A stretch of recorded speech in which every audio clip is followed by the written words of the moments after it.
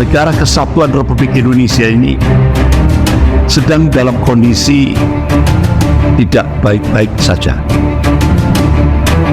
Bahkan mungkin ada yang menyebut ini sedang emergensi, darurat.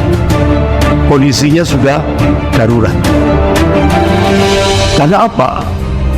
Ternyata di Indonesia ini lebih banyak yang menjadi pengkhianat daripada yang menjadi penyelamat. Benar-benar kalau dalam pandangan saya ini sangat mengerikan.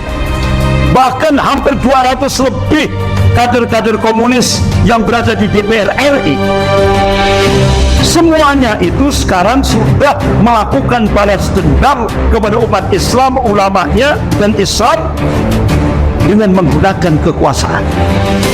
Ayo selamatkan negara Kesatuan Republik Indonesia.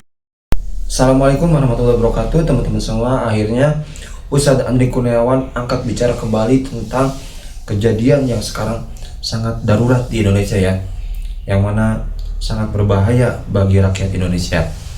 Beliau mendapatkan sumber ini dari seorang petinggi mantan TNI ya, yang mana beliau membongkar semuanya. Tapi Ustadz Andri Kurniawan tidak berani membongkar secara keseluruhan ke publik. Oke, seperti apa videonya mohon disimak sampai akhir ya teman-teman. Kita simak bersama. Jadi ternyata banyak sekali di Indonesia ini yang menjadi pengkhianat bangsa. Sehingga akhirnya NKRI ini sekarang dalam kondisi danger, bahaya.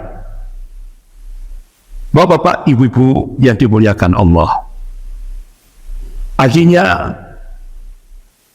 kami mencoba untuk melakukan koordinasi secara nasional di Jakarta. Alhamdulillah kita bersyukur.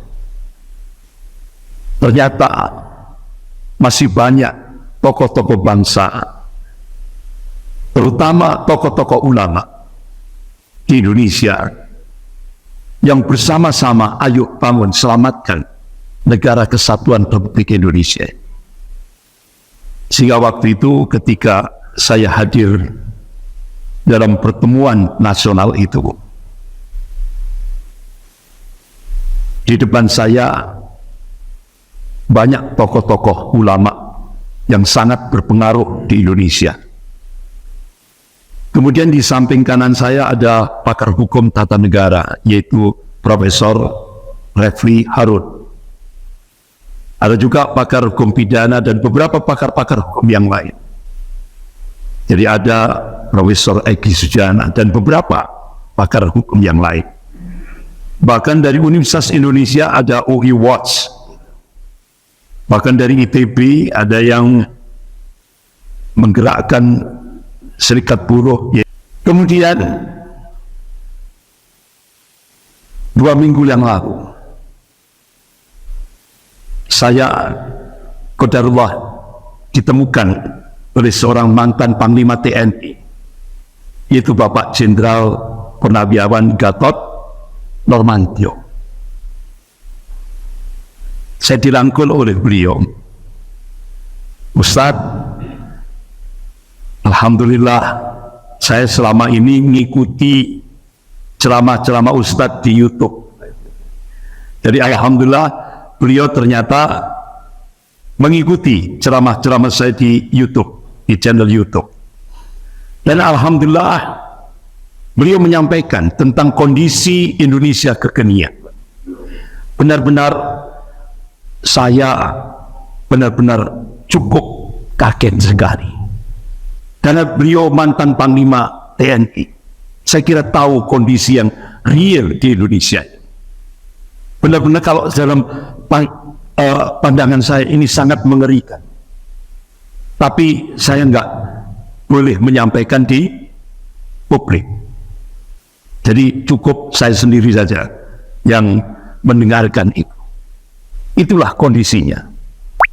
Jadi intinya terakhir dari beberapa pertemuan-pertemuan itu tadi, saya mengambil kesimpulan, ayo selamatkan negara Kesatuan Republik Indonesia.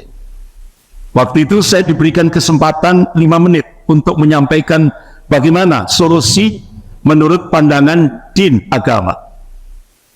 Waktu itu saya sampaikan salah satu dari prolog yang dari waktu 5 menit itu, saya sampaikan ini kondisi Indonesia kekinian itu tidak lepas dari sejarah. Kenapa? Allah ingatkan dalam surah Al-Fat ayat 23. A'udzubillahi minasyaitonir rajim.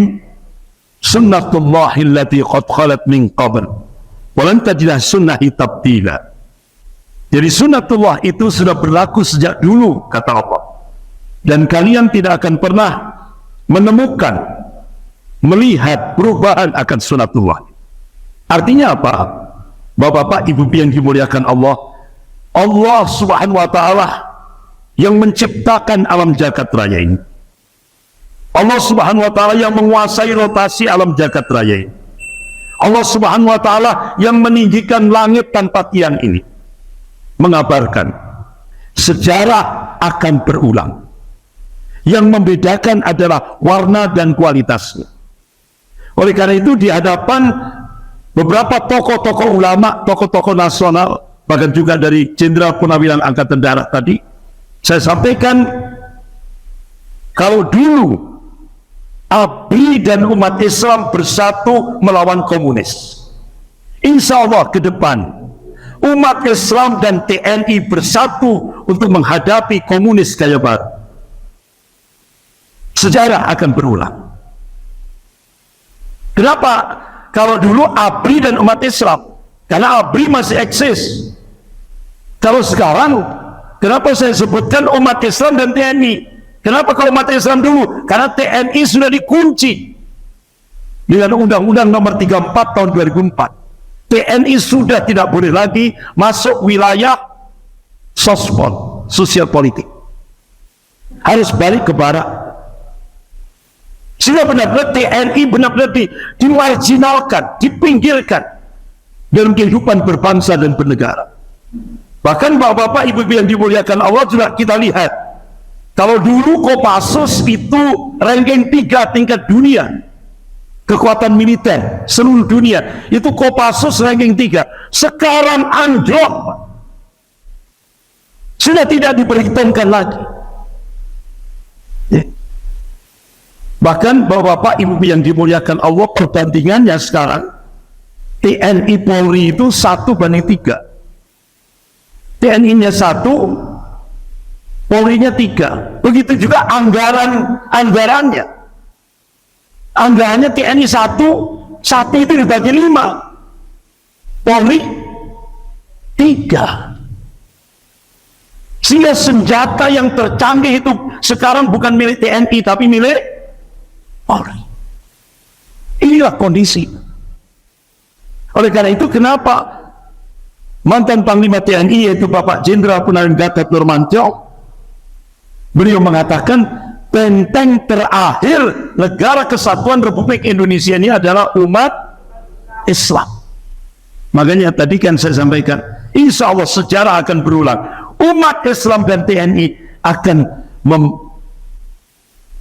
memperkuat, artinya istilahnya menyelamatkan Indonesia, negara kesatuan Republik Indonesia ini dari komunis gaya baru.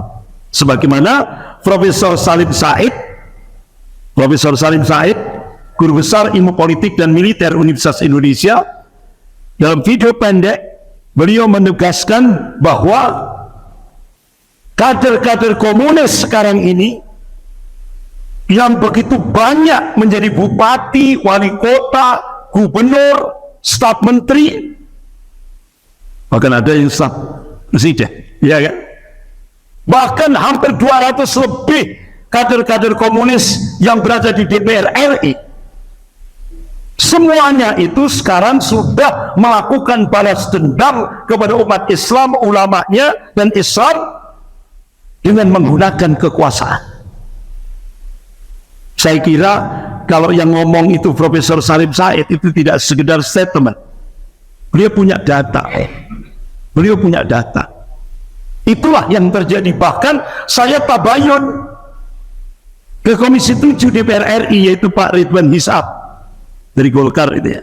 Saya tanya, kebetulan itu tetangga saya, Beliau di perumahan elit di Permata Jingga. Saya tanya, Pak Ridwan, saya dapat info sekarang kader-kader komunis yang duduk di DPR RI itu sudah 200 lebih. Benar nggak? Benar, Ustaz.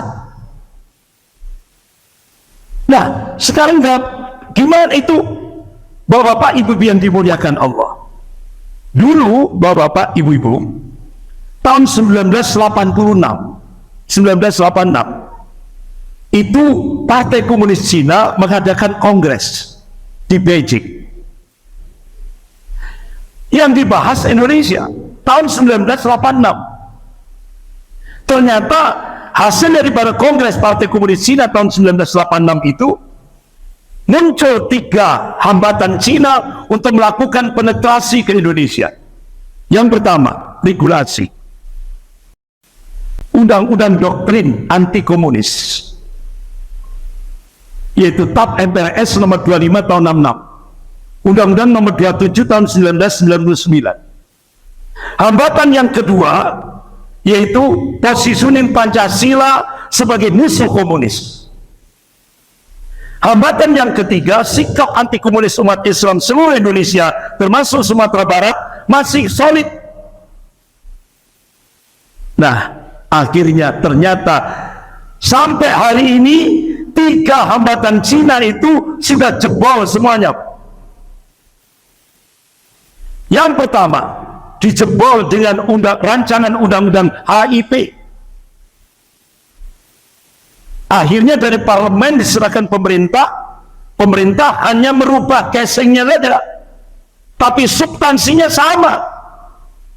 Indonesia akan dirubah dari Pancasila menjadi ideologi komunis, dari Pancasila menjadi Trisila Ekasila. Ini kan ala komunis. Yang kedua, dijebol dengan undang-undang Omnibus Law. Coba, salah satu dari undang-undang Omnibus Law, rancangan undang-undang kesehatan.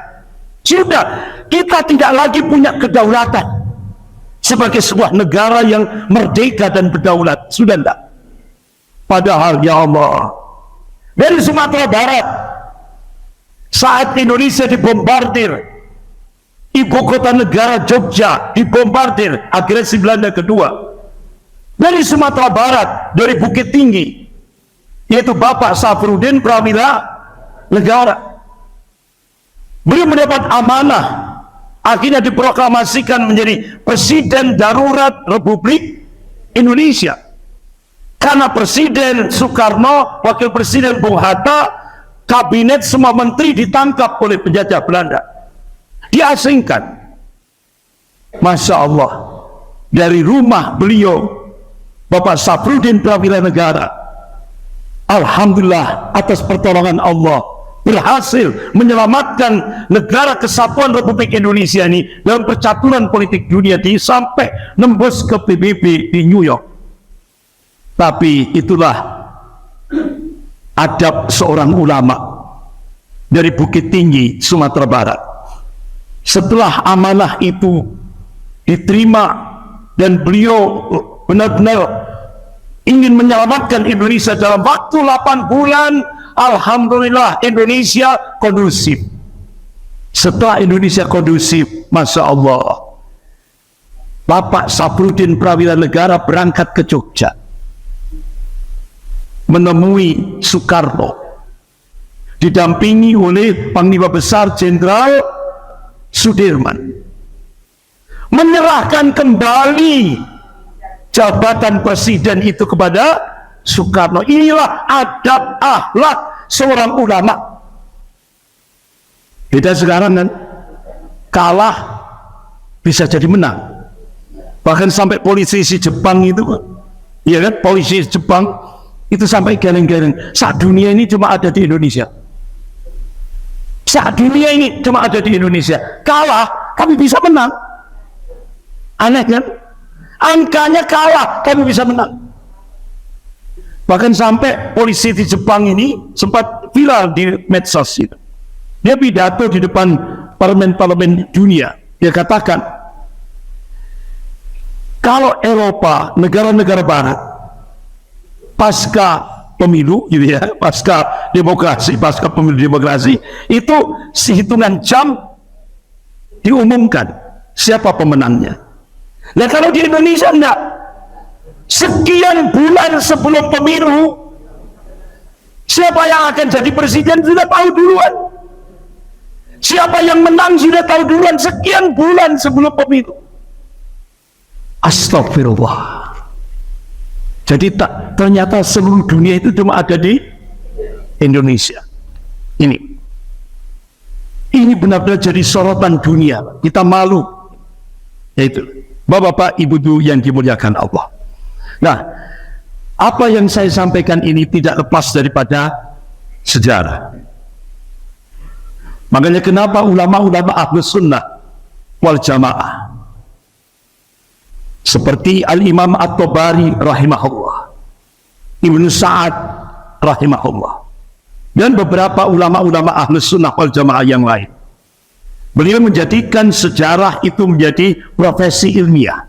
Kenapa? Kalau kita ingin menganalisis kondisi kekinian, ulama-ulama Ahlus Sunnah memberikan satu pandangan. Kita harus setback, buka sejarah. Insya Allah analisis kita akan menyeluruh, totalitas, tidak parsial. Itulah. Alhamdulillahirrahmanirrahim. Ya Bapak Ibu, itu dia tadi tanggapan dari Ustadz Andri Kurniawan ya, yang mana keberadaan atau kondisi Indonesia sekarang ya, yang mana sangat mengkhawatirkan. Semoga kita semuanya bisa terus waspada ya teman-teman. Semoga Ustadz Andri Kurniawan sehat selalu. Amin. Oke, itu dia video kali ini. Terima kasih. Assalamualaikum warahmatullahi wabarakatuh.